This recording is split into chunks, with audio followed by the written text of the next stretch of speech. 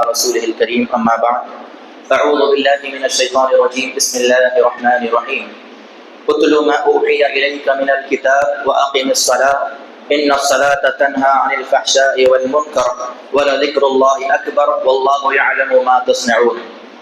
ہر قسم کی تعریف، حمد و ثنا، بڑائی، کبریائی، پاکیزگی اور بزرگی اللہ رب العالمین احکم الحاکمین کے لیے ہے جو ساری کائنات کا مالک اور خالق ہے۔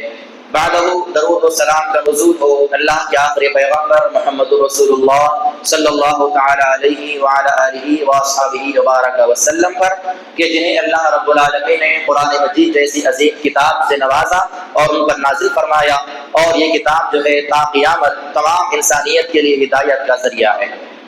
اللهم صل على محمد وعلى ال محمد كما صليت على ابراهيم وعلى ال ابراهيم انك حميد مجيد اللهم بارك على محمد وعلى ال محمد كما باركت على ابراهيم وعلى ال ابراهيم انك حميد مجيد۔ عزیزان محترم، نوجوان ساتھیوں، بزرگوں اور اسلامی ماں اور بہنوں، آج انشاءاللہ 21ویں پارے کا خلاصہ حضرات کے سامنے پیش کیا جائے گا۔ اس کے اندر جو ہے جو صورتیں ہیں، سورہ عنکبوت کا کچھ حصہ جو ہے اس کے اندر موجود ہے، اسی طرح سورۃ الروم ہے، اور ساتھ ہی ساتھ جو ہے سورہ سجدہ ہے، اور سورہ احزاب ہے، اور سورہ لقمان ہے۔ یہ تمام صورتیں انشاءاللہ اس تفسیر کے اندر جو ہے آنے والے ہیں۔ اللہ رب العالمین نے سب سے پہلے فرمایا اتل ما اوحی الیک من الکتاب، اے نبی کریم صلی اللہ علیہ وسلم آپ کی طرف جو ہے جس بات کی وحی کی گئی، جس کتاب کی وحی کی گئی ہے اسے آپ پڑھتے رہیے، لوگوں کے سامنے بھی آپ پڑھ کر سناتے رہیے اور آپ خود بھی اس کی تلاوت کرتے رہیے۔ وَأَقِمِ الصَّلَاةَ، اور نماز قائم کرتے رہیے۔ إِنَّ الصَّلَاةَ تَنْهَىٰ عَنِ الْفَحْشَاءِ وَالْمُنكَرِ، بے شک نماز جو ہے تمام قسم کی برائیوں اور منکرات سے لوگوں کو روکتی ہے۔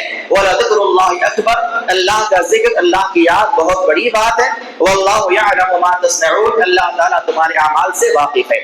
یہاں پر ایک سوال یہ پیدا ہوتا ہے کہ اللہ رب العالمین نے فرمایا ان الصلاۃ تنہی عن الفحشاء والمنکر، نماز جو ہے تمام قسم کے بے حیائیوں سے، منکرات سے، گناہوں سے روکتی ہے۔ اب آپ یہ سوال یہاں پر رک کے کیجئے کہ کتنے ایسے مسلمان ہیں جو نماز کو پڑھتے ہیں لیکن ان کے ساتھ نمازوں میں جو ہے بے حیائی بھی پائی جاتی ہے، ان کے اعمال کے اندر غلط کام بھی پائے جاتے ہیں، وہ لوگ جھوٹ بھی بولتے ہیں، منکرات کے کام بھی کرتے ہیں، غلط کام بھی کرتے ہیں، اللہ کو ناراض کرنے والے اعمال بھی کرتے ہیں۔ یہ ساری چیزیں بھی ایک طرف ہے اور نماز بھی پڑھتے ہیں، تو کیا اللہ رب العالمین کا یہ کلام یا یہ فرمان جھوٹا ہے؟ بولیے کہ اللہ تعالیٰ کا کلام یا فرمان جھوٹا ہے کہ نماز جو ہے بے حیائی سے روکتی ہے، اللہ نے فرمایا۔ اور ہم جہاں دیکھتے ہیں ہمارے اپنے مسلمان بھائیوں کی بات ہے، دوسروں کی نہیں۔ دوسروں کی بات ہم کیوں کریں گے؟ جو لوگ نماز پڑھنے والے ہیں، جو نماز پڑھنے کے عادی ہیں، ان کے اندر یہ چیزیں پائی جاتی ہیں۔ وہ لوگ بے حیائی بھی کرتے ہیں، غلط کام بھی کرتے ہیں، منکرات میں پڑے ہوئے ہیں، اور ایک طرف نماز بھی پڑھ رہے ہیں، تو کیا اللہ تعالیٰ کا فرمان جھوٹا ہے؟ ہرگز نہیں۔ اللہ کا فرمان تو کسی قیمت پر جھوٹا نہیں ہو سکتا۔ اب اس کا جواب کیا ہے؟ آخر نمازیں پڑھتے تو ہیں لیکن بے حیائی بھی ہمارے معاشرے میں موجود ہے، ایسا کیوں ہے؟ تو اس کے لیے سب سے اہم ترین بات یہ ہے کہ جس طریقے سے نماز پڑھنی ہے، نماز کے جو آداب ہیں، نماز کی جو شرائط ہیں، وہ تمام چیزیں ہماری نمازوں کے اندر مفقود ہے، وہ تمام چیزیں ہماری نمازوں کے اندر نہیں پائی جاتی۔ نماز پڑھنے کے 7 آداب ہیں۔ نماز ایسے ہی نماز آگے سیدھا جو ہے کھڑے ہو گئے، 4 سجدے کر لیے تو رکوع کر لیا، نماز اس کا نام نہیں ہے۔ نماز کے اندر بے شمار شرائط ہیں، بے شمار آداب ہیں۔ بنیادی طور پر نماز کے 7 آداب ہیں۔ اگر ان آداب کو ملحوظ رکھ کر کوئی نماز کی پابندی کرتا ہے، نماز اگر ادا کرتا ہے، تو اللہ تعالیٰ کے اس فرمان کے مطابق نماز یقیناً اس کو بے حیائی سے، برائیوں سے روکے گی۔ سب سے پہلا ادب نماز کا کیا ہے؟ اخلاص کا پایا جانا۔ سب سے پہلی اخلاص کے لیے، اللہ رب العالمین کو راضی کرنے کے لیے، اللہ تعالیٰ کو دکھانے کے لیے نماز پڑھی جائے، اس میں ریاکاری نہ ہو، نمود نہ ہو، کسی اور کا ڈر نہ ہو۔ ہمارے والد صاحب کہہ رہے ہیں نماز پڑھو، جا کے نماز پڑھ لیا، اگر نماز پڑھ کے نہیں آئیں گے امی کھانا نہیں دیں گے، ایسی نماز پڑھنے کا کوئی فائدہ نہیں ہوگا۔ اخلاص ہونا چاہیے۔ اللہ کا ڈر ہو, دنیا والوں کا ڈر نہ ہو, اللہ کو دکھانے کے لیے پڑھی جائے, لوگوں کو دکھانے کے لیے نماز نہ پڑھی جائے. تو سب سے پہلی شرط, سب سے پہلا ادب نماز کا جو ہے وہ ہے اخلاص کا پایا جانا. دوسرا ہے طہارت کا پایا جانا. طہارت کے اندر دو باتیں پائی جاتی ہیں. ہم تو جسمانی طور پر طہارت لیتے تو ہیں, جسمانی طور پر جو ہے لباس ہمارا پاک ہوتا ہے, جسم ہمارا پاک ہوتا ہے, ہم وضو بھی اچھی طرح کر کے آتے ہیں. جسمانی طہارت کے ساتھ ساتھ جو ہے قلبی طہارت کا بھی پایا جانا ضروری ہے. ہمارا دل اگر صاف نہیں ہے, ہمارے دل میں گناہ موجود ہے, ہمارے دل میں نافرمانیاں موجود ہے, ہمارے دل اگر گناہوں کی وجہ سے کالے ہو چکے ہیں, سیاہ ہو چکے ہیں, تو ایسی دل کے ساتھ اگر نماز پڑھی جائے گی اس نماز کا بھی کوئی فائدہ نہیں ہوگا. تو دوسری شرط ہے دل کی طہارت, جسمانی طور پر طہارت, دونوں طہارت کا پایا جانا. یہ نماز کی شرائط میں سے دوسری شرط ہے. اس کے علاوہ تیسری شرط ہے نماز کو اس کے مقررہ اوقات میں ادا کیا جائے, وہ بھی جماعت کے ساتھ. مردوں کے لیے جماعت کے ساتھ نماز کا ادا کرنا ضروری ہے. اگر خواتین ہیں ان کے لیے مسجد میں آنا ضروری نہیں ہے, لیکن مردوں کے لیے اللہ کے رسول صلی اللہ علیہ وسلم نے اس بات کو واجب کیا ہے کہ وہ جماعت کے ساتھ نماز کو ادا کریں, اور وہ بھی اس کے مقررہ اوقات کے اندر. یہ تیسری شرط ہے. اگر یہ شرط ہمارے اندر پائی جاتی ہے تب کہیں جا کر وہ نماز ہمارے لیے فائدہ مند ثابت ہوگی. اس کے علاوہ چوتھی شرط, اس کا چوتھا ادب یہ ہے کہ نماز کے جو ارکان ہے اس میں اعتدال ہو, اس میں سکون اور اطمینان ہو, رکوع ہمارا اچھی طرح سے ادا ہو, ہمارا قیام سکون کے ساتھ ہو. نماز کے اندر جو دوسرے ارکان ہیں, ہمارے سجود ہے, تشہد ہے, ان تمام ارکان کو اچھی طرح سے مکمل طور پہ ادا کیا جائے, ادھورا نہیں. مکمل قیام ہو, مکمل رکوع ہو, مکمل سجود ہو, تشہد میں بیٹھے ہوئے اطمینان کے ساتھ پوری دعائیں آپ پڑھیں. اس طریقے سے جو نماز پڑھی جائے گی وہ اللہ تعالیٰ کے پاس قبول بھی ہوگی, اور ایسی نماز ہمارے لیے تمام برائیوں سے, بے حیائیوں سے روکنے کا ذریعہ بنے گی. 5 ہو گئے, 4 ہو گئے. اس کے علاوہ پانچواں جو ادب ہے یا شرط ہے وہ ہے خشوع و خضوع کا پایا جانا. نماز کی حالت میں کھڑے ہوئے ہیں, حرکتیں کیے جا رہے ہیں, کوئی اپنی داڑھی کو کھجا رہا ہے, اپنے کپڑے کوئی صحیح کر رہا ہے, کوئی بالوں کو سنوار رہا ہے, کوئی ٹوپی نیچے گرا رہا اٹھا رہا ہے, یہ چیزیں اگر ہوگی تو یہ نماز کے خشوع و خضوع کے خلاف ہے. تو اس کا پانچواں ادب اور پانچویں شرط یہ ہے کہ نماز کے اندر خشوع و خضوع کا بھی پایا جانا بہت ضروری ہے. اس کے علاوہ جو ہے چھٹی چیز ہے مواظبت. مواظبت کہتے ہیں پابندی کے ساتھ. ایسا نہیں کہ آج ایک دن جو ہے 5 وقت کی نمازوں میں حاضر ہو گئے, اچھی طرح سے 5 نمازیں پڑھ لی, اب اس کے بعد جو ہے 1 ہفتے تک نمازوں سے غافل ہے, یہ چیز بھی نہیں ہونی چاہیے. اگر مواظبت ہے, پابندی کے ساتھ ہم 5 وقت نمازیں باجماعت ادا کرتے ہیں, تب کہیں جا کر وہ نماز اپنے پورے شرائط پر اترتی ہے اور وہ نماز ہمارے لیے فائدہ مند ثابت ہوگی. اور اس کے علاوہ جو 7ویں شرط ہے, اور یہ بڑی اہم شرط ہے, وہ ہے رزق حلال کا پایا جانا. اگر کوئی آدمی حرام غذا استعمال کرتا ہے, اس کا کاروبار حرام کا ہے, اس کا کھانا حرام کا ہے, اس کا لباس حرام کا ہے, تو ایسے لباس کے ذریعے, ایسی غذا کے ذریعے, ایسے کاروبار کے ذریعے, ایسے مال کے ذریعے جو نماز ادا کی جائے گی, اگرچہ کہ اس کی نماز کے اندر باقی 6 شرطیں موجود ہیں, اخلاص کے ساتھ پڑھ رہا ہے, طہارت پائی جاتی ہے, باجماعت اوقات میں پڑھ رہا ہے, نماز کے پورے ارکان ادا کر رہا ہے, خشوع و خضوع پایا جا رہا ہے, نماز کو پابندی سے ادا کر رہا ہے, 6 شرط موجود ہیں, لیکن اگر 7ویں شرط موجود نہیں ہے تو اس کی نماز اللہ کے دربار میں قبول نہیں کی جائے گی, اور وہ نماز اس کے لیے فائدہ مند ثابت نہیں ہوگی. تو حلال کمائی کا پایا جانا نماز کے اندر, دعاؤں کے اندر, تمام عبادات کے اندر بہت بڑا رول ادا کرتا ہے.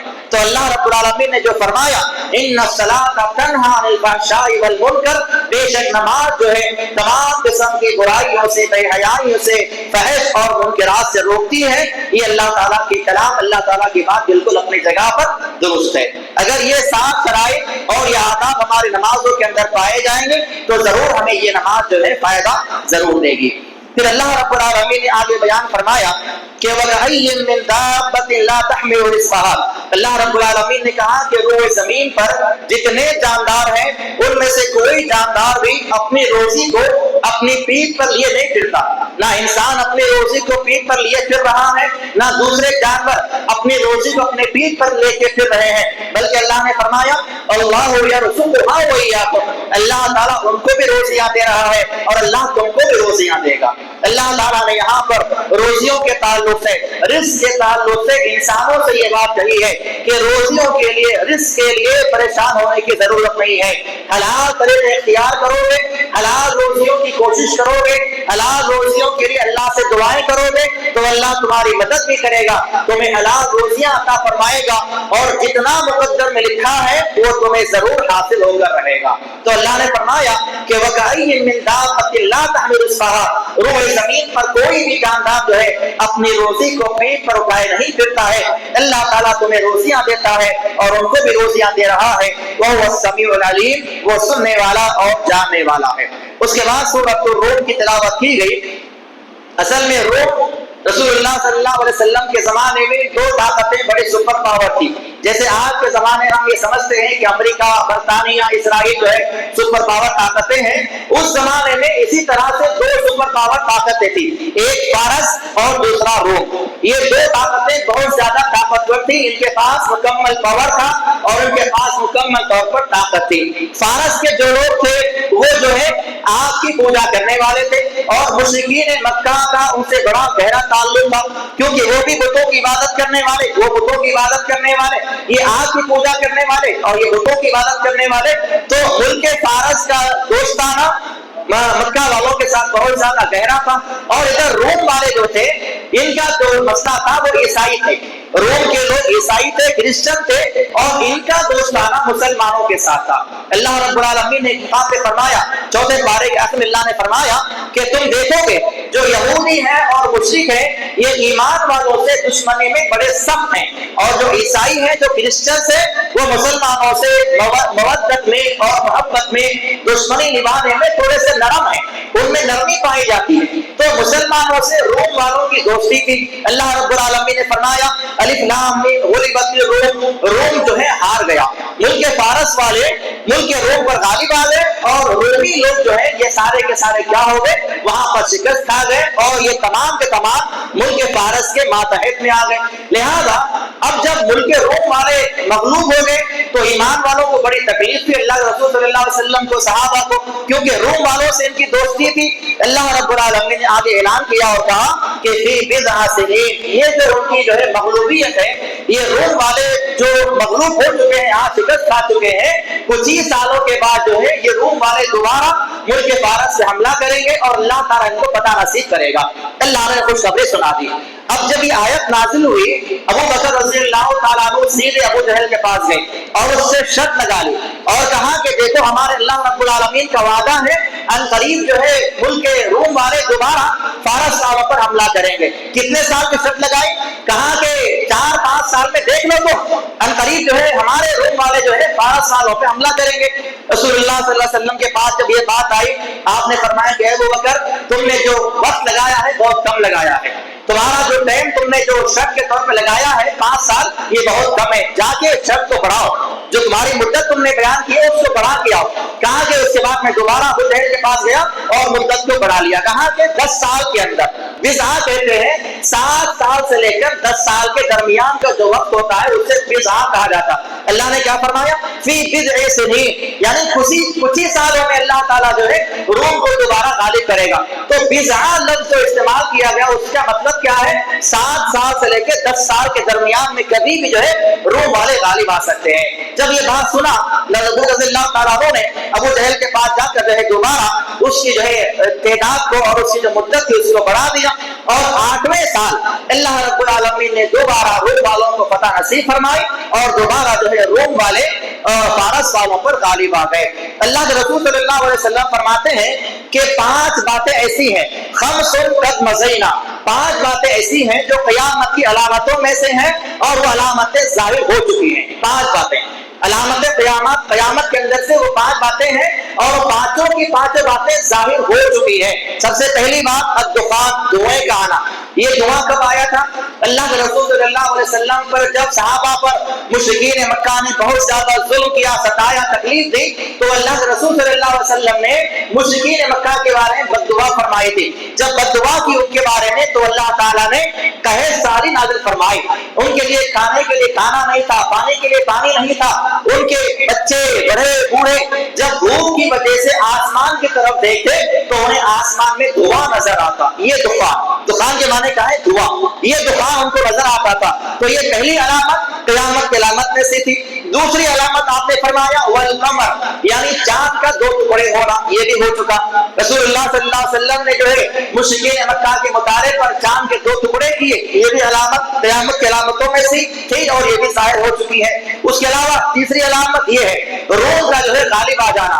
اللہ رب العالمین نے جیسے یہاں پر ذکر کیا کہ روم والے جو ہے غالب آ جائیں گے، تو روم کا غالب آنا، روم کے لوگوں کا جو ہے غلبہ حاصل کرنا، یہ بھی علامت قیامت میں سے تھا اور وہ بھی علامت ظاہر ہو چکی ہے. اس کے علاوہ چوتھی جو علامت تھی وہ ہے البطشہ. بطشہ کے معنی کہتے ہیں جنگ بدر کے موقع پر جو قریش مکہ کے اوپر جو صحابہ نے ان پر وار کیا، جو ان کو تکلیف دی یا ان کو قتل کیا، وہ یوم البطشہ کہا جاتا ہے. وہ بھی ہو چکا، جنگ بدر ہو چکی، تمام مشرکین مکہ کو قتل کر دیا گیا، ان کو مار دیا گیا اور ان کو سزا دے دی گئی. اور اس کے بعد جو آخری جو علامت تھی وہ ہے فسوف یکون لزاما. یہ معاملہ بھی بدر کے موقع پر بھی پیش آیا. اللہ رسول صلی اللہ علیہ وسلم نے ارشاد فرمایا تھا کہ بدر والے تمام جو مشرکین ہیں جو یہاں پر مرنے والے ہیں اور ان کو اللہ جہنم میں داخل فرمائے گا، تو ان کا جہنم میں جانا بھی مکمل ہو چکا. اللہ تعالیٰ کا فیصلہ اس بارے میں ہو چکا. تو یہ 5 قیامت کی علامتیں ظاہر ہو چکی جس کا تذکرہ صحیح بخاری کے اندر ہمیں ملتا ہے. پھر آگے اللہ رب العالمین نے بیان فرمایا ظہر الفساد فی البر والبحر بما کسبت ایدی الناس. روئے زمین پر ہو یا جو ہے سمندروں کے اندر ہو، جس قسم کا بھی فساد برپا ہوتا ہے وہ انسانوں کے ہاتھوں کی کمائی کی وجہ سے ہوتا ہے. چاہے وہ فساد زمین کے اوپر ہو، چاہے وہ فساد سمندروں کے اندر ہو، کہیں پر بھی کوئی فساد بھی ہوتا ہے تو اس فساد کی اصل وجہ ہمارے اپنے کرتوت ہیں. اللہ رب العالمین کسی پہ ظلم نہیں کرتا. اللہ کی جانب سے فساد برپا نہیں کیا جاتا، اللہ کی جانب سے خون خرابہ نہیں کروایا جاتا، بلکہ جو کچھ فساد روئے زمین پر ہوتا ہے بما کسبت ایدی الناس، یہ ہمارے اپنے ہاتھوں کے اعمال کی وجہ سے ہوتا ہے. لیذیقہم بعض الذی عملوا لعلہم یرجعون، تاکہ اللہ تعالیٰ بتلانا چاہتا ہے، ان کو دکھلانا چاہتا ہے ان کے اعمال جو انہوں نے کیا ہے.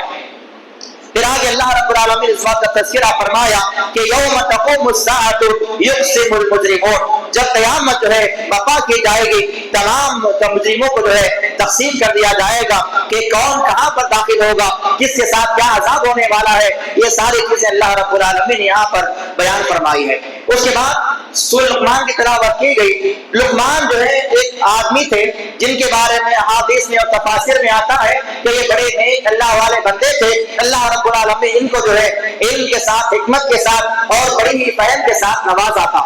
ایک مرتبہ ان کے بارے میں واقع آتا ہے کہ ان کا جو آقا تھا اس نے کہا کہ اے لقمان بکری ذبح کرو اور جا کر وہاں سے بکری کے سب سے بہترین جو 2 چیزیں لے کر آؤ. یہ گئے، بکری کو ذبح کیا اور بکری کا زبان اور دل نکال کر لا کر ان کے سامنے پیش کر دیا.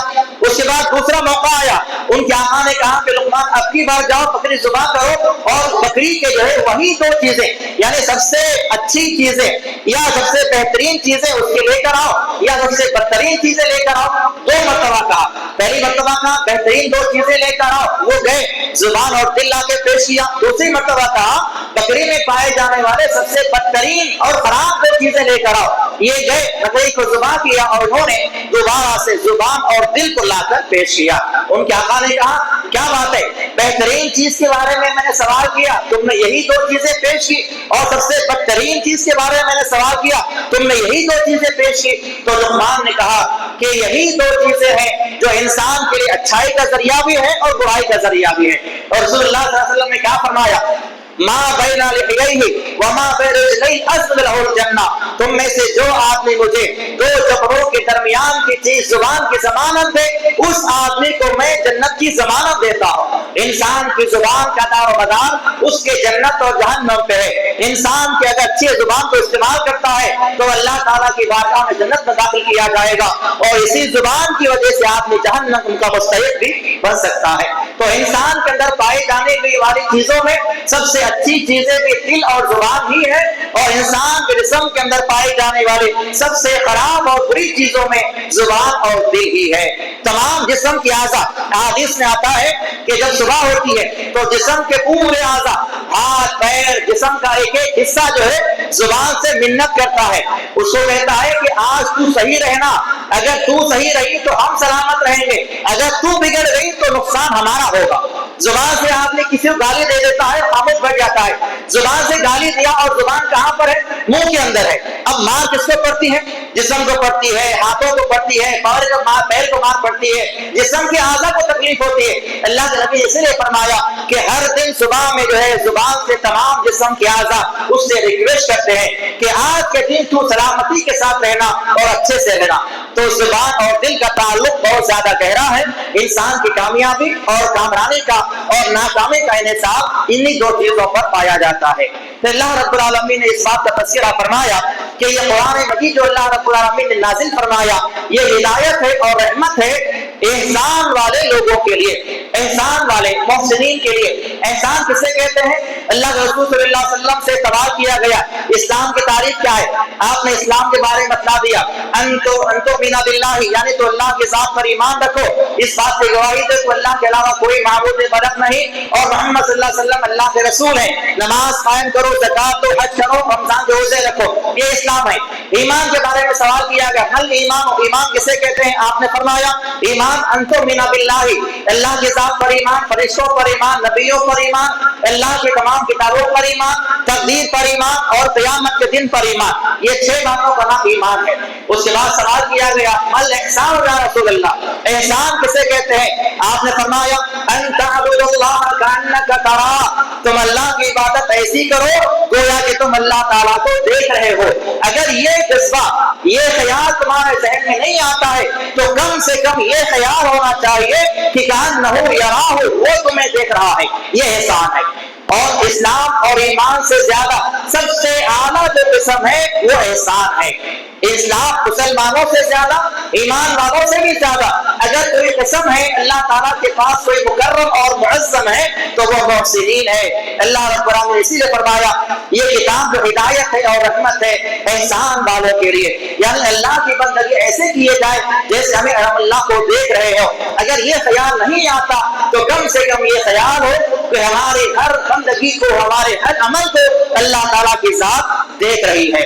اب اس کے بعد حضرت لقمان نے اپنے بیٹے کو بے شمار نصیحتیں فرمائی، اللہ تعالیٰ نے تفصیل سے نصیحتوں کا ذکر فرمایا۔ لقمان نے کہا وَإِذْ قَالَ لُقْمَانُ لِابْنِهِ وَهُوَ يَعِظُهُ، جب لقمان نے اپنے بیٹے سے کہا اس وصیت کرتے ہوئے یا بنی لا تشرک باللہ ان الشرک لظلم عظیم، سب سے پہلے فرمایا کہ اے میرے بیٹے اللہ کے ساتھ کسی کو شریک نہ کرنا، ان الشرک لظلم عظیم، کیونکہ شرک جو ہے یہ بہت ہی بڑا ظلم ہے۔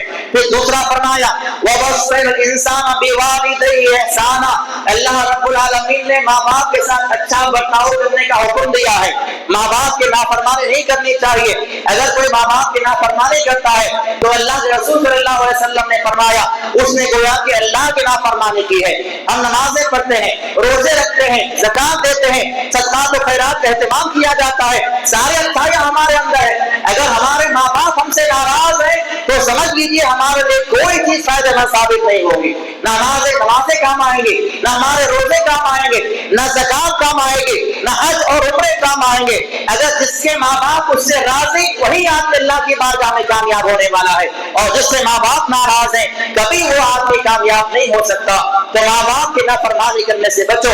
ماں باپ کی نافرمانی جان بوجھ کر کرنا بھی بہت بڑا گناہ ہے، اور انجانے میں اگر ماں باپ کی نافرمانی ہو جاتی ہے، انجانے میں اگر کسی نے ماں باپ کی نافرمانی نہیں کی ہے لیکن ماں باپ سمجھتے ہیں کہ اس نے نافرمانی کی ہے اور اگر ان کی بد دعا لگ جاتی ہے تو اس صورت میں بھی ہمارے لیے زندگی گزارنا مشکل ہو جائے گا، ہمارے سب روز مشکلیں بڑھ جائیں گے۔ جیسے کہ آپ کے سامنے جریج کا واقعہ ہے۔ جریج ایک انصار جو ہے بنی اسرائیل کا آدمی تھا، وہ کہتے ہیں ان کے بارے میں آتا ہے اللہ نبی نے فرمایا، بخاری کی روایت ہے کہ وہ بڑے نیک عبادت گزار آدمی تھے، اللہ کی عبادت کرنے کے لیے شہر سے بستی سے دور کسی مقام پر جا کے اللہ کی عبادت کیا کرتے تھے۔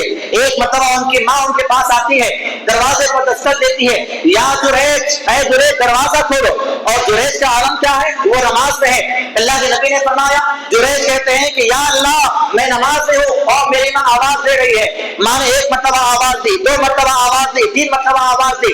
اب ماں نے یہ سمجھا کہ میرا بیٹا جو ہے میری بات سن کر بھی جواب نہیں دے رہا ہے، آپ یہاں پر غور کیجیے، جریج کے اندر ماں کے نافرمانی کرنے کا جذبہ نہیں ہے، جریج نے جان بوجھ کے ماں کی بات کا جواب نہیں دیا، بلکہ وہ نہ انجانے میں ہو گیا۔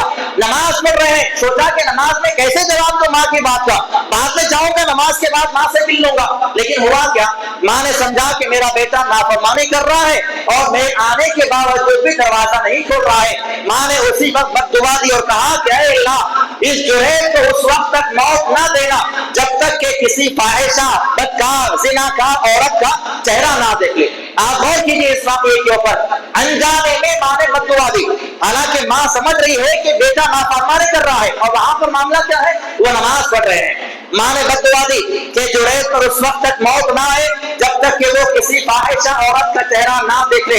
اسی حالت میں کیا ہوا، ماں بد دعا دی اور چلے گئی۔ اب اس کے بعد وہاں پر رہنے والے لوگوں میں سے جو کھیتی باڑی کرنے والے، بکریاں چرانے والے لوگ وہاں پر تھوڑے بہت قافلے والے تھے، ان میں سے ایک بچی جو ہے جو بن بیاہی تھی، اسے حمل ٹھہر گیا اور اسے بعد میں بیٹا بھی پیدا ہو گیا۔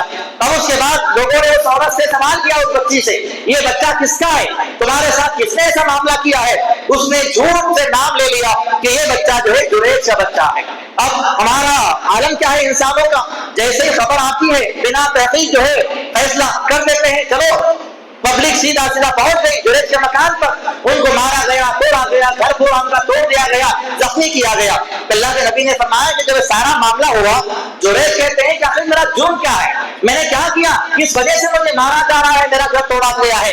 انہوں نے کہا کہ تم بڑے نیک بنتے یہاں پر بیٹھتے ہو، اللہ کی عبادت کرتے ہو، اور دیکھو تمہارا یہ معاملہ ہے، تم نے ایسا عمل کیا ہے۔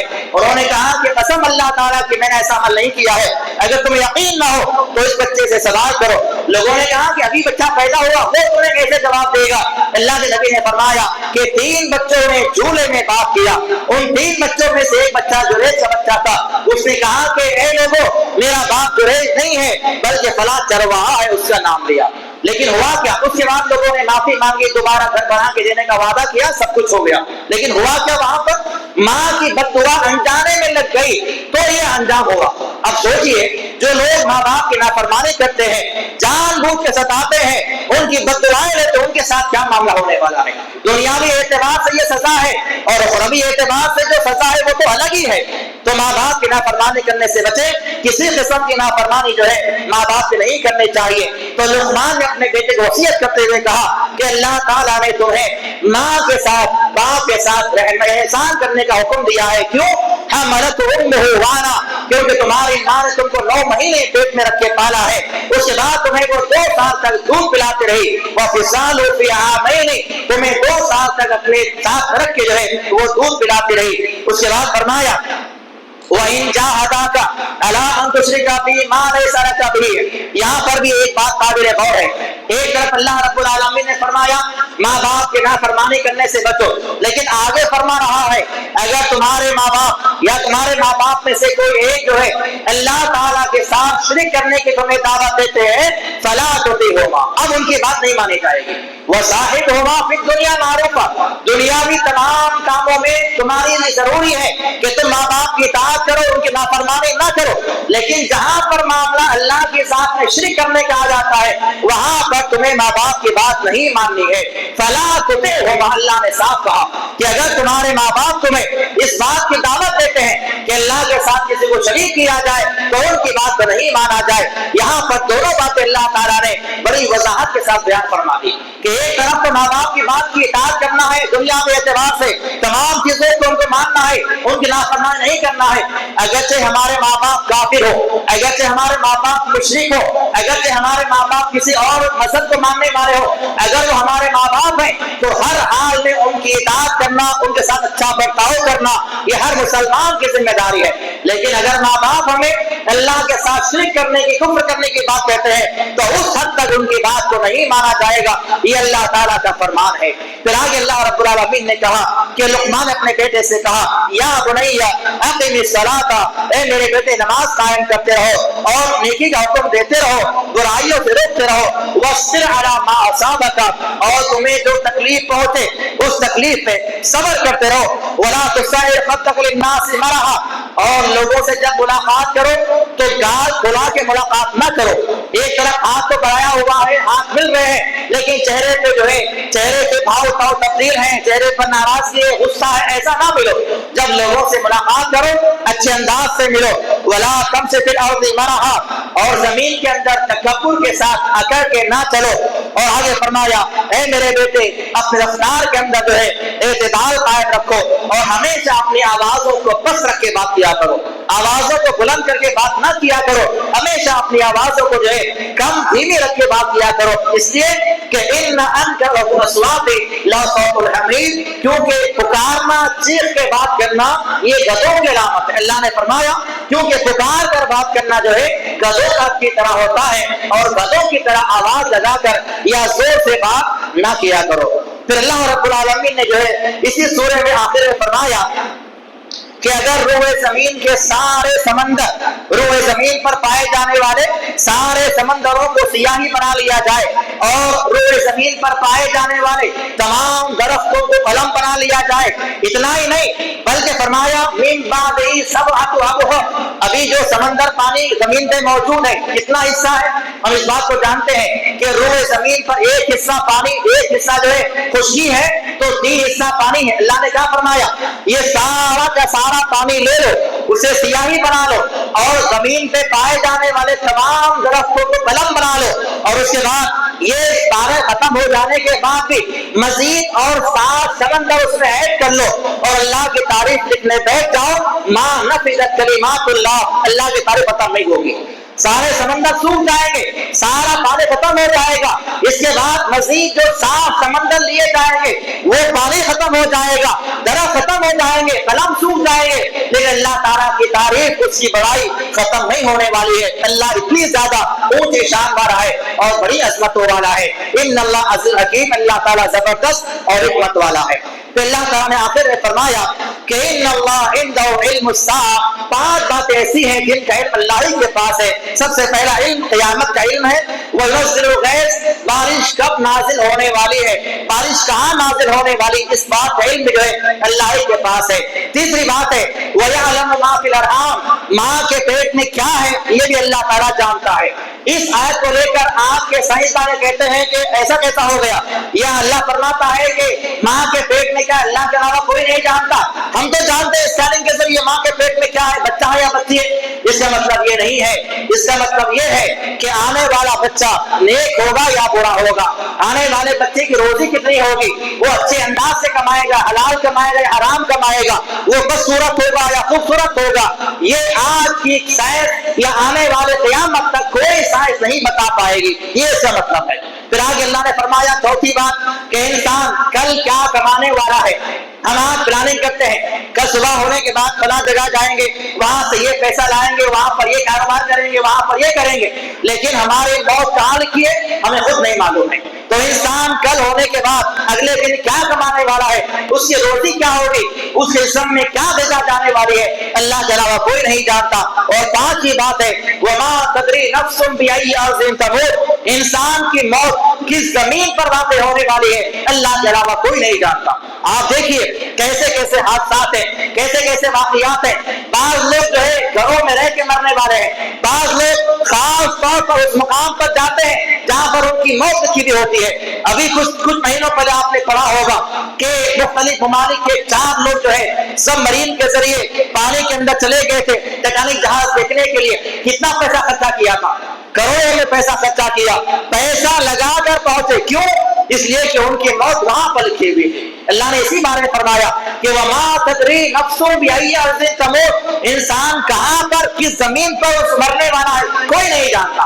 آج گھر میں بیٹھا ہوا ہے, اچانک دوست بلا لیتا ہے, اس کے ساتھ چلا جاتا ہے. ایسے کئی واقعات ہوتے ہیں. ہمارے ایک دوست نے کہا کہ بچہ ہمارا گھر میں بیٹھا ہوا تھا, کھانا کھانے کے لیے بیٹھا ہوا ہے, کہیں سے تھکا ہارا آیا ہوا تھا, کھانا کھانے کے لیے بیٹھا ہے, دسترخوان بچھا ہوا ہے, پلیٹ نکال دی گئی, کھانا نکال دیا گیا, دوست باہر آتا ہے, آواز دیتا ہے کرے میاں چل, ایک 5 منٹ کا کام ہے, جا کر آتے ہیں. بچہ وہی پلیٹ کو چھوڑ دیا, کھانا چھوڑ دیا, دسترخوان چھوڑ دیا, چلا گیا, کیونکہ 5 منٹ کا کام ہے, جاؤں گا آ جاؤں گا, سیدھا باہر گیا. 10 منٹ میں خبر آئی کہ روڈ ایکسیڈنٹ ہو گیا ہے اور وہ بچہ انتقال کر گیا.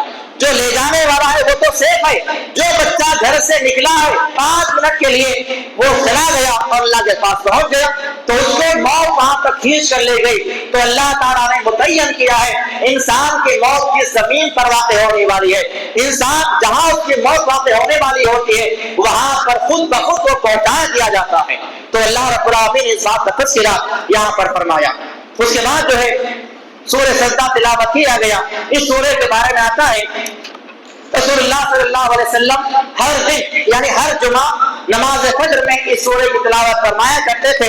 نماز فجر میں جمعہ کے دن سورہ سجدہ اور سورہ طاہرہ پابندی کے ساتھ جو ہے پڑھا کرتے تھے۔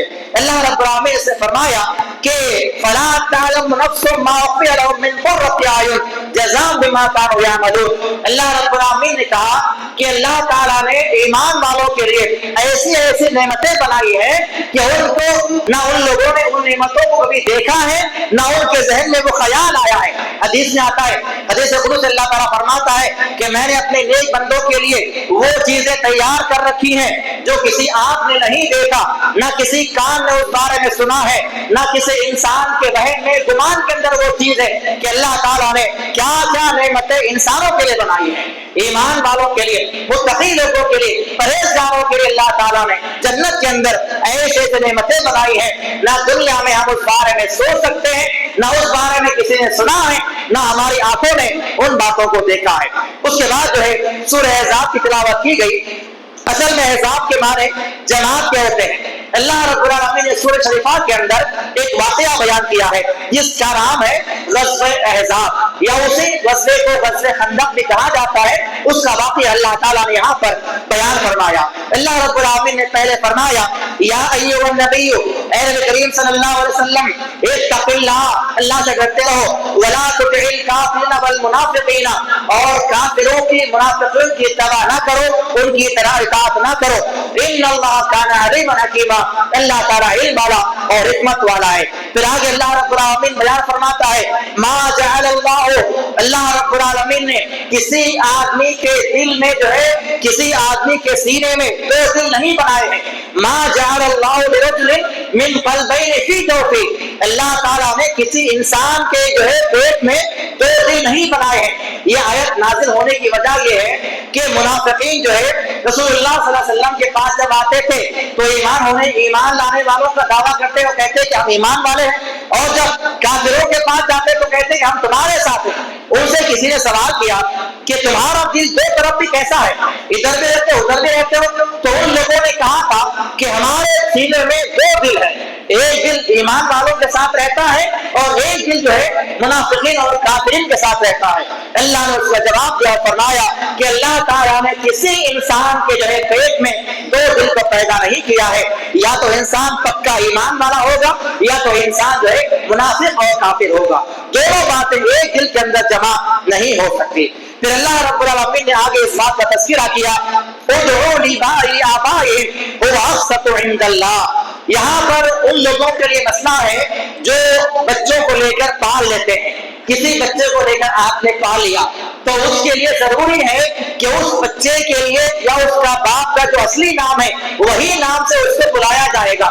اکثر مسلمانوں میں یہ سوال بار بار دہرایا جاتا ہے ہمارے پاس اولاد نہیں ہے، ہم نے فلاں کے بچے کو گود لے لیا ہے۔ گود لینا جائز ہے، کسی بچے کو لے کر پالنا جائز ہے، لیکن اس بچے کا جو اصلی باپ ہے اسی باپ کے نام کے ساتھ اس کو پکارا جائے گا۔ ایسا نہیں کہ گود لینے والا اپنا نام اس کو دے گا۔ ہوا یہ کہ جب رسول اللہ صلی اللہ علیہ وسلم نے حضرت زید بن حارثہ رضی اللہ عنہ کو گود میں لیا تو لوگوں نے ان کو نام کیا دیا، ان کا اصل نام کیا تھا؟ زید بن حارثہ، یعنی حارثہ کے بیٹے زید، لیکن لوگوں نے بعد میں کیا کیا؟ زید بن محمد کہنا شروع کر دیا۔ یہ کیونکہ آپ نے ان کو گود میں لیا تھا تو اللہ تعالیٰ نے اس آیت کو نازل فرما دیا اور کہا ادعوا لآبائہم، انہیں ان کے اصلی باپ کے ساتھ پکارو، وہ اقسط عند اللہ، اور یہ اللہ تعالیٰ کے پاس جو ہے انصاف کا تقاضا ہے۔ حدیث میں صحیح بخاری کی روایت ہے جس نے جان بوجھ کر کسی آدمی کا جو باپ کا نام تھا اس باپ کے نام کے علاوہ کسی اور آدمی کا نام رکھ دیا ہوگا تو اس آدمی نے کفر کا ارتکاب کیا۔ اگر ایک آدمی نے اپنے باپ کا نام نکال دیا جس نے اس کو پالا ہے، بڑا کیا ہے، پوسا ہے، اس کا نام رکھ لے کے پھرتا ہے تو گویا کہ وہ آدمی کافر ہو گیا۔ اگرچہ کہ ہمارا جو باپ ہے وہ کافر ہو، کسی کافر سے آپ نے بچے کو لیا ہو، اس کو لے کر آپ نے پالا ہو، بڑا کیا ہو، لیکن اس وقت بھی اس کے باپ کا نام وہی نام لگایا جائے گا تو اس کا اصلی باپ ہوگا۔ کبھی بھی جو ہے لے پالک بیٹوں کا یا گود لینے والے بچوں کا نام جو ہے اپنے نام پہ نہیں کیا جا سکتا، یہ اللہ تعالیٰ کا فرمان ہے اور رسول اللہ صلی اللہ علیہ وسلم نے اس بارے میں وہی سنا دی ہے۔ جو اپنا باپ جو ہے اپنا نام اس بچے کو لگائے گا اس کے اصلی باپ کے نام کو ہٹا کر گویا اس آدمی نے کفر کا ارتکاب کیا ہے۔ اس کے بعد اللہ رب العالمین نے غزوہ خندق کا تفصیلی واقعہ بیان فرمایا۔ یہ غزوہ خندق اصل میں سن 5 ہجری میں ہوئی، سن 2 ہجری میں غزوہ بدر پیش آیا، سن 3 ہجری میں غزوہ احد کا واقعہ جو ہے پیش آیا۔ اس کے بعد سال 2 سال تک جو ہے امن تھا، ہر طرف سکون ہے، امن ہے۔ مشرکین مکہ جو ہے اپنے اپنے علاقوں میں جو ہے خاموشی کے ساتھ ہے، ایمان والے اپنے علاقوں میں خاموشی کے ساتھ ہے۔ ہوا یہ کہ اب جو مدینے میں رہنے والے یہودی تھے، 3 قبائل مدینے میں رہا کرتے تھے، بنو قریظہ، بنو قینقاع اور بنو نذیر۔ یہ 3 یہودیوں کے بڑے بڑے قبیلے مدینے کے اندر پہلے سے موجود تھے۔ جب رسول اللہ صلی اللہ علیہ وسلم مدینے میں آئے تو آپ نے ان سے معاہدہ کروایا۔ یہ معاہدہ ہوا کہ اگر ہم پر کوئی دوسری قوم حملہ کرتی ہے تو تم ہمارا ساتھ دو گے، اگر تم پر کوئی حملہ کرتا ہے ہم تمہارا ساتھ دیں گے۔ یہ معاملہ ہوا۔ اب اس کے بعد بدر میں اور احد میں یہودیوں نے دیکھا کہ مسلمانوں کی تعداد، ان کی طاقت دن بدن بڑھتی جا رہی ہے، تو ان لوگوں نے کیا کیا، سیدھا مکہ مکرمہ پہنچے، مشرکین مکہ کو جمع کیا اور ایک میٹنگ کی گئی کہ اب کی بات جو ہے ہم مسلمانوں پر ایسا حملہ کریں گے کہ وہ مسلمان جو ہے ہمارے حملے کی تاب نہیں لا سکیں گے اور اب کی بات جو ہے مسلمان ضرور شکست کھا جائیں گے۔ انہوں نے کیا کیا، مکہ کے مشرکین کو جمع کیا گیا، اسی طرح قبیلے غطفان کے اندر پائے جانے والے جو مشرکین تھے انہیں جمع کیا گیا، اس سے علاوہ بنو قینقاع اور اس کے اطراف میں جو مسلمانوں سے دشمن رکھنے والے لوگ تھے تمام لوگوں کو جمع کیا گیا۔ اس طریقے سے 10,000 کی تعداد میں لوگ جمع ہو گئے اور ادھر مسلمان اور صحابہ کسی کو معلوم نہیں بات کہ وہاں پر کیا چل رہا ہے۔ تمام کے تمام مشرکین یہودی پلاننگ کر رہے ہیں اور ابو سفیان جو ابھی ایمان میں داخل نہیں ہوئے تھے وہ مکہ سے روانہ ہو چکے، ان کے ساتھ 3,000 مشرکین مکہ ہے، بنو غطفان کے لوگ آ گئے، ان کے ساتھ 6,000 جو ہے یہودی ہیں، مشرکین ہیں، سارے کے سارے تعداد جو ہے 10,000 کی جمع ہو گئی۔ اب مدینے کے بالکل قریب کے علاقے میں جب پہنچے تب کہیں جا کر رسول اللہ صلی اللہ علیہ وسلم کو اطلاع ملی کہ اس طرح سے یہودی اور منافقین اور مشرکین جو ہے مسلمانوں پر چڑھائی کر رہے ہیں۔ اب یہ معاملہ بڑا گمبھیر تھا کیونکہ تمام مشرکین جو ہے وہاں پر جمع تھے، 10,000 کی تعداد ہے۔ آپ علیہ السلام نے ہائی کمان کو بلایا، آپ کے ساتھ جو بڑے بڑے سپہ سالار تھے، جو بڑے بڑے فوج کے ذمہ دار تھے، سب کو جمع کیا، مشورہ کیا گیا، ایسی حالات جو ہے پیدا ہو چکے ہیں، ہمیں کیا کرنا چاہیے۔ حضرت سلمان فارسی رضی اللہ تعالیٰ عنہ جو ملک فارس سے رہنے والے تھے انہوں نے مشورہ دیا، یا رسول اللہ ہمارے علاقوں میں جب جنگیں ہوا کرتی تھی تو ہم جو ہے ان جنگوں سے نمٹنے کے لیے بڑے بڑے گڑھے کھود دیتے تھے جسے خندق کہا جاتا ہے، بڑے بڑے گڑھے کھود دیتے ہمارے اور کے درمیان میں اور اس میں جو ہے آگ لگا دی جاتی تاکہ ادھر والے ادھر رہیں، ادھر والے ادھر رہیں اور جنگ ہوئے گا۔ یہ اگر کر سکتے ہیں تو ہم کریں گے۔ لہٰذا رسول اللہ صلی اللہ علیہ وسلم نے ان کے مشورے کو قبول فرمایا اور کہا کہ ہمارے پاس اس کے علاوہ کوئی چارہ نہیں ہے کیونکہ ہمارے پاس جو تعداد ہے وہ 3,000 ہے اور ادھر جو ہے اتنی تعداد ہے، تاریخ میں آتا ہے کہ اگر مسلمانوں کو رسول اللہ صلی اللہ علیہ وسلم کو ان کی اطلاع نہ ملتی اور اگر وہ ڈائریکٹ مدینے پہ حملہ کرتے تو پورے مدینے کے لوگوں کو ملا کر، بچے بوڑھے جوان عورتیں سب لوگوں کو ملا کر بھی اتنی تعداد نہیں تھی جتنی دشمن کی تعداد آ رہی تھی۔ لہٰذا अलैहिस्सलाम ने फौरी अमल करने का हुक्म दिया और कहा कि 10-10 सहाबा जो है 40-40 साल तक खंदक खोदते जाएंगे। अब खंदक खोदने का अमल शुरू हुआ, गड्ढे खोदे जा रहे हैं। अल्लाह रसूल सल्लल्लाहु अलैहि वसल्लम भी जो है इसमें बलफ से नफीस शामिल है। ऐसा नहीं कि आपने हुक्म दे दिया खामोश बैठे हुए, आप खुद मैदान में कूदे हैं, कुदाल लेकर आपके खंदक खोद रहे हैं और साथ में मुहाजिरीन के बारे में, अंसार के बारे में दुआ फरमा रहे हैं, अल्लाहुम्मा ला आयशा इल्ला आयशल आखिरा, ऐ अल्लाह हमारी जिंदगी जो है आखिरत की जिंदगी है। अल्लाहुम्मा इग़फिर लिल मुहाजिरीन वल अंसार, ऐ अल्लाह मुहाजिरीन की अंसार की मग़फ़िरत फरमाता जा। ये आप दुआएं दे रहे हैं और अंसार के मुहाजिरीन के तमाम कबीलों को, तमाम लोगों को बांट दिया गया। 10-10 लोगों का काफिला आएगा, खंदक खोदता जाएगा। इस तरह से खंदक खोदी गई। अल्लाह रब्बुल आलमीन ने यहाँ पर इस बात का तज़किरा फरमाया और उसके बाद जो है खंदक जब खोदी जा रही थी उसमें कई वाक़यात पेश आए। एक मर्तबा एक सहाबी आते हैं, रसूलुल्लाह सल्लल्लाहु अलैहि वसल्लम फरमाते हैं कि या रसूलल्लाह देखिए खंदक खोदने से हमारी हालत क्या हो गई है, एक दिन से भूखा हूं, मेरे पेट पर एक पत्थर बना हुआ है। अपने पेट को उठाकर बताया, अल्लाह के नबी ने फरमाया कि तुम्हारे पेट पर एक पत्थर है, मेरे पेट पर 2 पत्थर बांधे हुए, अपना दामन आपने उठाकर बताया। जब ये मामला हजरत अबू तलहा या हजरत जाबिर बिन अब्दुल्लाह रज़ियल्लाहु अन्हु ने देखा, वो सीधा अपने घर में गए, बीवी से कहा कि देखो रसूलुल्लाह सल्लल्लाहु अलैहि वसल्लम बहुत ज्यादा भूखे हैं, आपके पेट पर मैंने 2 पत्थर देखे हैं, क्या घर में खाने के लिए कुछ है? उन्होंने कहा कि घर में खाने के लिए बहुत कम है, 1 सा आटा है, 1 सा यानी 2.5 किलो आटा है और जो है एक छोटा सा बकरी का बच्चा है। अगर आप कहते तो मैं इसको बना देती हूँ। बकरी सुबह करके लाई गई और उसके बाद जो सालन बना दिया गया, आटा गूंदने के लिए बैठ गई और फरमाया कि जाओ अल्लाह के नबी से खामोशी के साथ कहना कि आपको और आपके साथ जो है चंद सहाबा को, अब 2.5 किलो आटा कितने लोग खाएंगे? बमुश्किल 10 या 20 लोग खाएंगे। तो इस हिसाब से जो है कहना कि हमारे घर में इतना इतना खाना मौजूद है, आप और आपके कुछ साथी आए और वहां पे खाना खाकर आप चले जाए। रसूलुल्लाह सल्लल्लाहु अलैहि वसल्लम ने जब ये सुना, आपने ऐलान कर दिया, पूरे सहाबा ने ऐलान कर दिया कि चलो हमें जाबिर अब्दुल्लाह के घर में खाने की दावत है। अब वो भागे भागे घर में आ गए, कहने लगे कि मेरे मोहतरमा, मैंने तो रसूलुल्लाह सल्लल्लाहु अलैहि वसल्लम को और कुछ सहाबा को दावत दी थी, लेकिन आपने ऐलान कर दिया है अब 1000 सहाबा तुम्हारा खाना खाने के लिए आ रहे हैं। घर में खाना कितने लोगों का है? 20 लोगों का। खाने वाले कितने आ रहे हैं? 1000 सहाबा अब यहाँ पर आ रहे हैं। हमारे अगर आजकल की औरतें होती तो डराती, गुस्सा करती और कहती कि तुमने ऐसा कैसा कहा, नबी से आहिस्ता कहना था, खामोशी से कहना था, तुमने ऐसा कैसा ऐलान करने दिया, अब मैं कहां से लाऊंगी वगैरह वगैरह। उस औरत ने क्या कहा? कहा कि हमारे मेहमान रसूलुल्लाह सल्लल्लाहु अलैहि वसल्लम है और रसूलुल्लाह सल्लल्लाहु अलैहि वसल्लम के मेहमान वो सहाबा है। हमारा काम क्या है? आप तक हमारा खाना पहुंचा देना। अब इनकी जिम्मेदारी है कि वो साहब आप तक खाना कैसे पहुंचाते हैं, पहुंचाएं।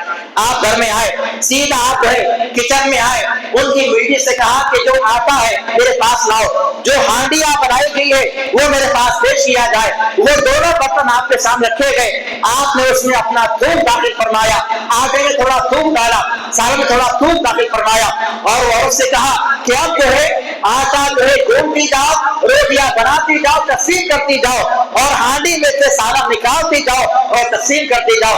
अहादीस में आता है कि सारे 1000 सहाबा ने खाना खा लिया, लेकिन जैसा आटा था वैसे ही बाकी रहा, जैसे सालन भगोने में था वैसा ही बाकी रहा। ये बरकतें जो है इस खंदक के मौके पर पेश आई। उसके अलावा एक और जो है जो वहां पर मौका पेश आया वो ये हुआ कि रसूलुल्लाह सल्लल्लाहु अलैहि वसल्लम के सहाबा खंदक खोदे जा रहे हैं, गड्ढा खोदे जा रहे हैं, अचानक एक बड़ी चट्टान आ गई। ऐसी चट्टान आ गई कि सहाबा में से किसी से वो चट्टान फूटने को नहीं है। बेशुमार कोशिशें कर ली गई, बार बार उसको मारा जा रहा है, चट्टान फूटने के लिए तैयार नहीं है।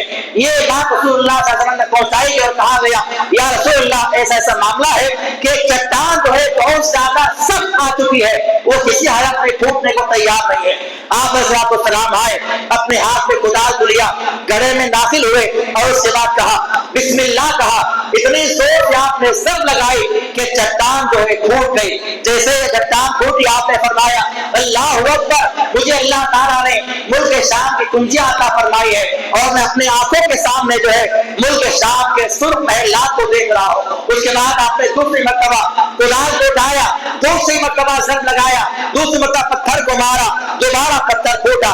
آپ نے فرمایا اللہ اکبر, اللہ تعالیٰ نے مجھے ملک فارس کا فرمایا ہے اور میں اس وقت جو ہے فارس کے جو مدائن کے سفید محلات ہیں اپنی آنکھوں کے سامنے دیکھ رہا ہوں. اس کے بعد آپ نے تیسری مرتبہ پتھر پہ جب ضرب لگائی آپ نے فرمایا اللہ اکبر, اللہ تعالیٰ نے مجھے جو ہے یمن کی کنجیاں عطا فرمائی ہے اور اپنی آنکھوں کے سامنے میں یمن کے دروازے کو دیکھ رہا ہوں. یعنی اللہ تعالیٰ نے تین موقع پہ اللہ تعالیٰ نے آپ کو تین بڑے بڑے طاقتوں کو آپ کے حوالے کیے جانے کا وعدہ فرمایا.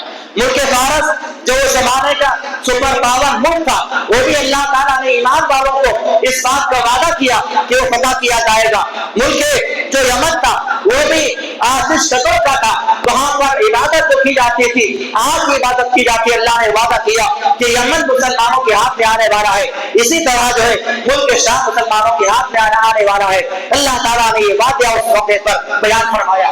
اس کے بعد جب تمام خندق تیار ہو گئی, اب تمام صحابہ ایک طرف ہیں. جیسے ہی مشرکین مکہ, یہودی اور جو تمام قبائل کے لوگ تھے مدینے کے قریب جب پہنچے تو دیکھا کہ بڑے بڑے گڑھے کھدے ہوئے ہیں اور یہ خندق کھود کر لڑنے کا جو کانسیپٹ تھا یہ مشرکین عرب کے لیے, عرب والوں کے لیے بالکل نیا تھا.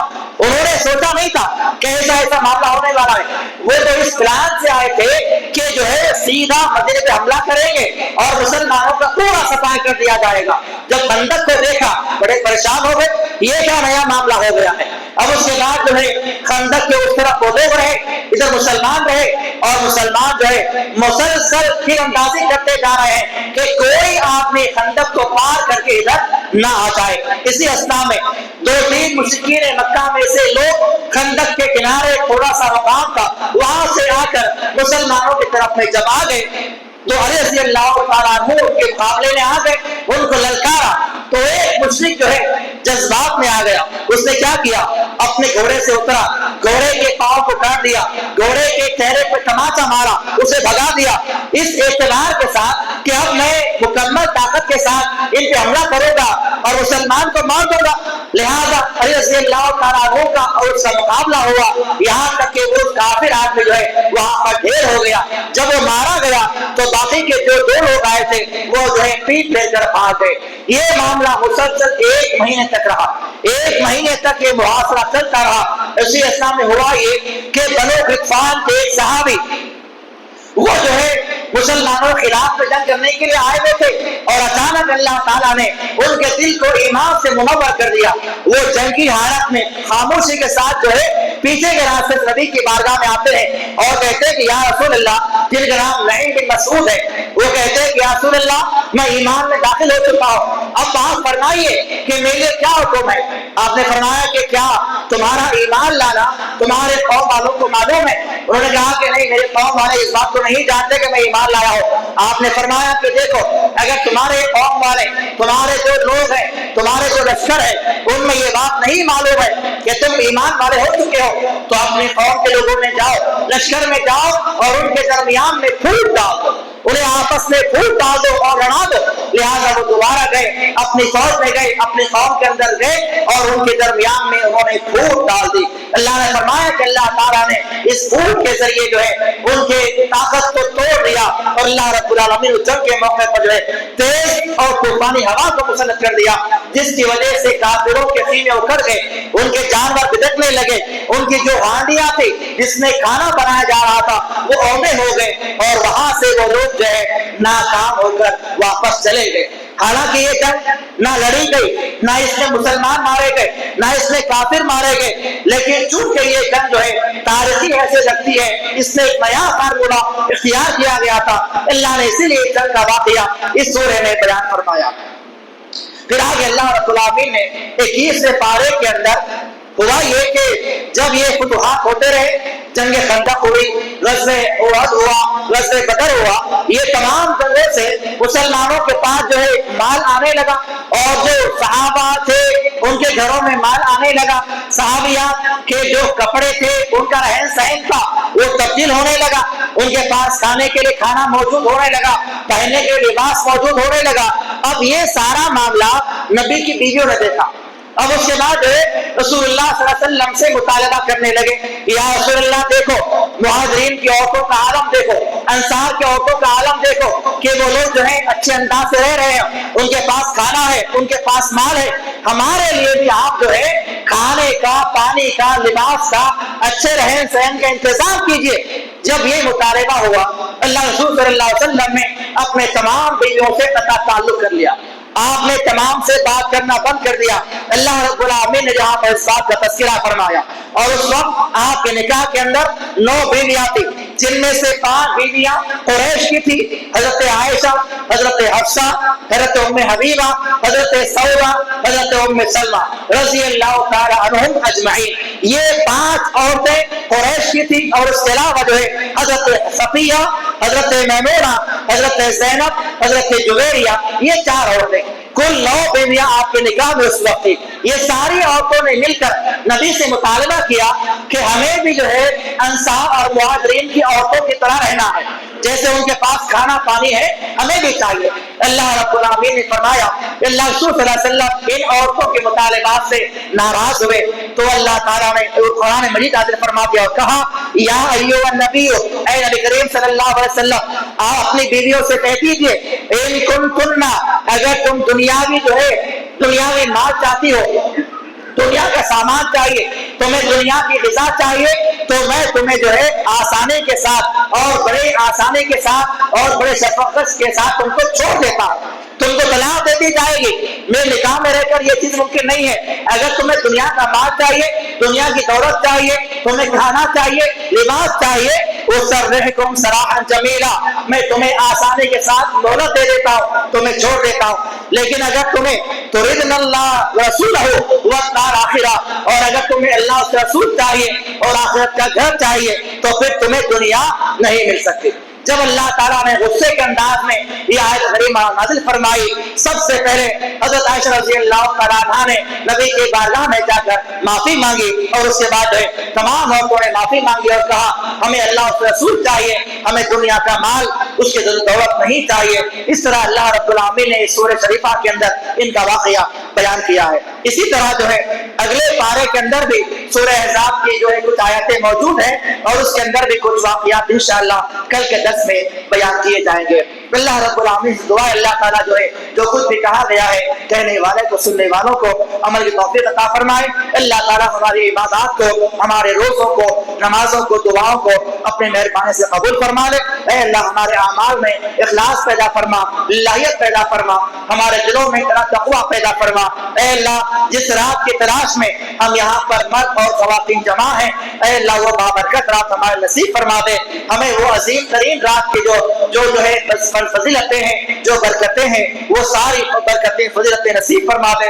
اے اللہ ہمارے لیے جو ہے یہ رات جو ہے 1000 مہینوں کی رات سے بہتر بنا دے۔ ان میں کیے جانے والے اعمال کو اپنے فضل سے معاف جو ہے قبول فرما لے، ہمارے گناہوں کو معاف فرما، ہماری عبادت قبول فرما لے۔ اے اللہ جو مسلمان بیمار ہیں ان تمام کو شفا کاملہ عاجلہ عطا فرما۔ آمین واقول قولی ھذا استغفر اللہ ولکم وآخر دعوانا الحمد للہ رب العالمین۔ السلام علیکم ورحمۃ اللہ وبرکاتہ۔